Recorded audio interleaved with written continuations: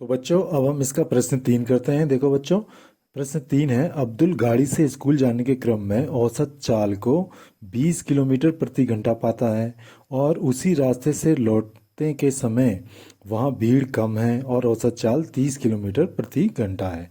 तो अब्दुल की इस पूरी ट्रिप में जो वो घर से स्कूल गया और स्कूल से घर गया, वो उस पूरी ट्रिप में उसकी औसत चाल क्या होगी, ये हमें ज्ञात करना है। बच्चों इसको हम करते हैं प्रथम स्टेप। देखिए,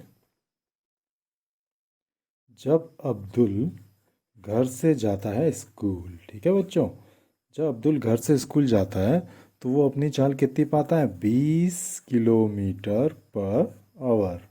ठीक है, 20 किलोमीटर प्रति घंटा की रफ्तार पाता है वो। ठीक, मान लिया जाए घर से स्कूल जाते टाइम उसकी जो चाल है 20 किलोमीटर प्रति घंटा है और घर से स्कूल पहुंचने में उसे समय लगता है T1। ठीक है, तो इस स्थिति में घर से स्कूल जाने में उसकी जो एवरेज स्पीड होगी वो कितनी होगी बच्चों? जो चाल होगी वो क्या होगी? टोटल डिस्टेंस बट्टा समय। ठीक है, तो ये कितनी है टोटल डिस्टेंस?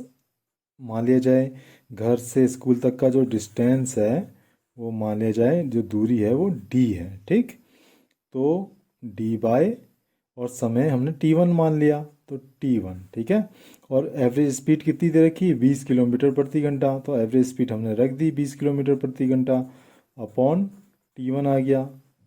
ठीक है बच्चों, अब हम अपॉन 1 कर देंगे तो क्या हो जाएगा? 20 × T1 = D, या हम इसे लिख सकते हैं T1 = D/20। तो ये हमारी एक पहली इक्वेशन मान ली हमने, इसे फर्स्ट इक्वेशन। ठीक, इसी प्रकार से बच्चों दे रखा है उसमें दूसरी स्थिति क्या है? जब वो जब वो स्कूल से वापस घर जाता है, ठीक है, तो डिस्टेंस क्या होगा बच्चों? डिस्टेंस तो सेम ही रहेगा, दूरी तो सेम ही रहेगी, क्योंकि जिस रास्ते से वो गया था उसी रास्ते से वो वापस घर आ रहा है। जिस रास्ते से वो स्कूल गया था उसी रास्ते से वापस घर आ रहा है, तो रास्ता छोटा तो होगा नहीं, डिस्टेंस तो सेम रहेगा ना बच्चों। ठीक, दूरी तो सेम रहेगी, लेकिन क्या होगा? समय में अंतर हो सकता है। तो वापस आते टाइम भीड़ जो है, लौटते समय वहाँ भीड़ कम है कह रहा है, तो जब वो वापस आया तो भीड़ कम थी, तो भीड़ कम होगी तो स्पीड ज़्यादा होगी, स्पीड ज़्यादा होगी तो क्या होगा? कम समय लगेगा घर पहुँचने में। ठीक है बच्चों, तो इसकी चाल उस टाइम कितनी थी? 30 किलोमीटर प्रति घंटा, और समय मान लिया जाए T2 था।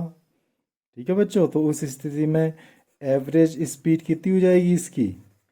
एवरेज स्पीड हो जाएगी आपकी D/T, या डिस्टेंस तो D, यहाँ भी हमने D लिया, यहाँ भी D लिया, क्योंकि घर से और स्कूल की दूरी तो बदलेगी नहीं ना, एक एक समान ही रहेगी। आप घर से स्कूल आते हो, स्कूल से घर, फिर वापस उसी रास्ते से जाते हो, क्या दूरी बदल जाती है?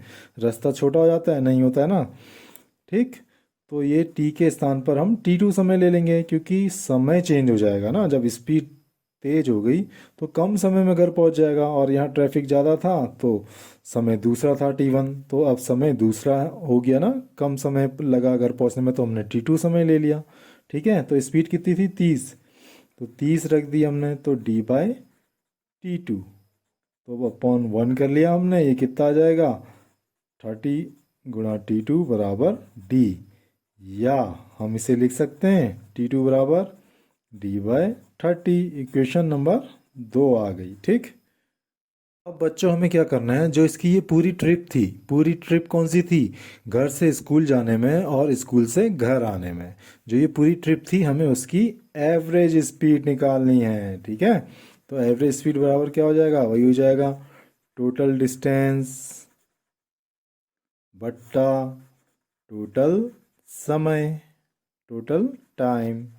ठीक है, कुल दूरी बटा कुल समय स्कूल से घर जाने में, और घर से स्कूल जाने में और स्कूल से घर जाने में, जो इसकी पूरी ट्रिप थी उसमें उसकी एवरेज स्पीड क्या थी। ठीक है, तो जाते टाइम अलग थी, आते टाइम अलग थी, तो हम एवरेज स्पीड निकाल लेंगे। ठीक, तो कितनी हो जाएगी बच्चों?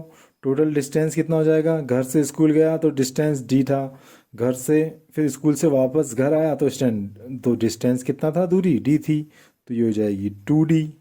ठीक है बच्चों, और टोटल टाइम कितना हो जाएगा, टोटल टाइम हो जाएगा, मान लिया जाए टोटल समय टी लगता है तो T1 प्लस T2 लग जाएगा ना। जाने वाला समय, घर से स्कूल जाने का समय T1 था और वापस आने का समय क्या था, T2 था, तो T1 प्लस T2। तो इसको हम पहले समय को हम सॉल्व कर लेते हैं, फिर इसके बाद यहाँ लिख लेंगे, ठीक है। तो T1 कितना था बच्चों, D/20 था। T2 कितना था, T2 कितना आया, D/30 आया। तो हम इसका एलसीएम ले लेंगे 20 और 30 का, देखो ठीक। तो 2 दशम 20 और 2 15 30 आ जाएगा। 2 दशम 2 पंजे 10, ठीक है, और 15 का 15 आ जाएगा।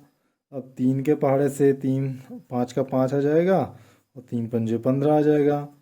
अब 5 एकम 5 और 5 एकम 5, तो क्या आया, 2 गुणा 2 गुणा 3 गुणा 5, 2 दूनी 4, 4 तियाँ 12 और 12 पंजे कितना होता है, 60। तो यह आ गया आपका 60 एलसीएम। तो हमने 60 नीचे ले लिया, ठीक है बच्चों। और 60 को अब 20 से भागा देंगे। 60 को 20 से भागा देके कितना आएगा, देखो यहाँ देख लो, 60 को 20 से भागा देके कितना आया, 2 3 जा 6। तो ये हो गया 3D। प्लस 60 को 30 से भागा देके कितना आएगा, 3 2 जा 6, तो ये आ गया 2D। तो ये आ गया आपका 3 2 5, 5D/60, ठीक है बच्चों। तो ये वैल्यू हम यहाँ रख देंगे 5D/60। अब क्या हुआ बच्चों, नीचे वाली संख्या तो भिन्न के रूप में है, ऊपर वाली संख्या भिन्न के रूप में नहीं है। तो हम क्या करेंगे, ऊपर वाली संख्या भिन्न के रूप में ले लेंगे। और ये क्या होता है, जब नीचे वाली भिन्न होती है, जब इसको भागा करते हैं ऊपर वाले भिन्न से, तो ये पलट जाता है। तो ये 60/2D हो जाए, तो ये 60/5D हो गया, ठीक है, सॉरी 5D हो गया। अब D से D कैंसिल हो गया, तो कितना आ गया ये, 2 गुणा 60/5। तो 5 एकम 5, 5 दूनी 10, 5 एकम 5 और 5 दूनी 10, 12। तो ये आ गया आपका 2 गुणा 12 बराबर 24। 24 क्या आएगा, ये मीटर प्रति सेकंड आएगा या किलोमीटर प्रति घंटा, क्योंकि इसकी रफ्तार दे रखी है किलोमीटर प्रति घंटा में। तो यहाँ भी किलोमीटर प्रति घंटा आएगी, या इसे हम ऐसे भी लिख सकते हैं 24 किलोमीटर आवर के ऊपर -1। ठीक है बच्चों, आशा करते हैं कि आप सभी को समझ में आ गया होगा। थैंक यू, जय हिंद।